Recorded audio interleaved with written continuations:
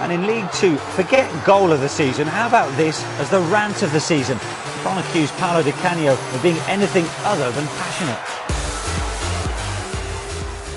Hopefully you'll have calmed down by now. We start tonight in East London because with Southampton not playing until Monday, joint leaders West Ham are looking to finally put some daylight between them and the Saints and end the day top of the table for the first time this season. For that to happen, they needed at least a point against a struggling Nottingham Forest side. Well, we sent Clem along to Upton Park to see how the Hammers got on. West Ham's relegation from the Premier League last May was a rude awakening for all concerned. A host of established players followed manager Avram Grant out of the door as the club attempted to balance their precarious finances. But 8 months on, the signs are that the corner may have been turned. Accounts published this week reveal a substantial fall in West Ham's debts, and on the field under Sam Allardyce, so far so good. You about where you expected to be? Yeah, I think everybody expected us to be there or thereabouts, and at this time of the year to have had probably our worst run in December in terms of results and injuries, suspensions.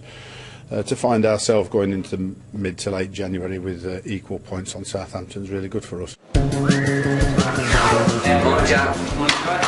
Everybody in good nick? Yeah, I think so. Big day, innit? Yeah, not wrong. Top of the league, mate.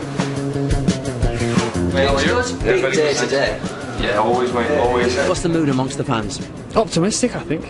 Optimistic, having beaten Portsmouth away last week. And, joint top of the league, I think everyone's happy. At the start of the season, I'd have been happy with playoffs because carrying on from last season, all the negativity and everything, he's turned it around really quickly, I think. Everybody's really excited because we think today's going to be the big one. Top of the championship today.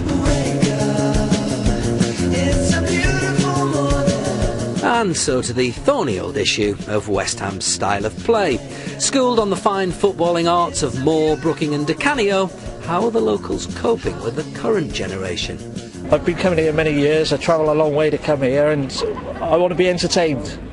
Not a scrappy 1-0 win, or going 1-0 up and sitting back for the rest of the game and hoping the other side doesn't score. And that's what seems to be happening in a lot of games. We like a bit of touch and go, sometimes a bit of long ball, but if it gets the results, that's all that matters. I'm happy with a 1-0 win, all the way to get back to the Premier League and then look forward. We always want more, that's West Ham for you. I mean, football for me, obviously I played under John Lyon, Billy Bonds, and it was the way West Ham want to play. Yeah, the ball's in the air a lot at the moment, but as we said, at the end of the day I don't care as long as we win, as long as we get promoted.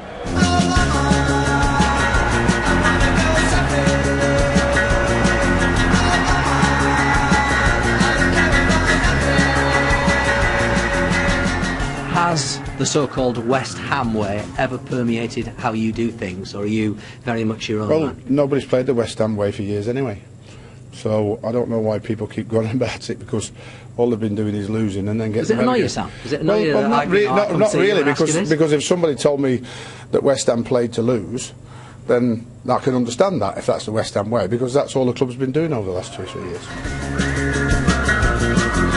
I have seen 22, 23 players leave this football club since the end of last season, and I'm to incorporate 14 or 15 new players, and I can wave a magic wand pretty well, but I can't wave 2 magic wands, and one in this hand and one in that one, and produce great football immediately. I've got your supply down here, mate. You're going to get through all that lot in the game? I have about 3 or 4 packets or pieces a day, a game, 3 or 4. Well, if Sam Allardyce thought victory would be sweet, he soon lost that taste as Nottingham Forest made the early running. They should have gone ahead, but Marcus Tudgay couldn't quite hit the target. Before this one, Forest had picked up just 16 from a possible 48 points under Steve Cotterill. They had keeper Lee Camp to thank for keeping them in it, his fine reaction save denying Jack Collison. The Hammers continued to press, and on the stroke of half-time their persistence paid off. Guy Moussi handled Collison's cross, and they had a penalty. Mark Noble stepped up for the 5th time this season to drill home from the spot and edge West Ham closer to the top of the league. After the break, Forest stopper Camp again showed his agility. This stunning save from substitute Henry Lansbury, keeping the advantage to a single goal. West Ham beat Forest in the reverse fixture back in August and looked to be heading for another 3 points here when they were awarded a second penalty. Chris Gunter the culprit this time as he handled George McCartney's cross. Noble again took responsibility to put the game out of sight. Deep into stoppage time, the visitors did manage a goal of their own, and it was a cracker. Lewis McGugan thrashing home to reduce the deficit. But it wasn't enough as West Ham go top for the first time this season.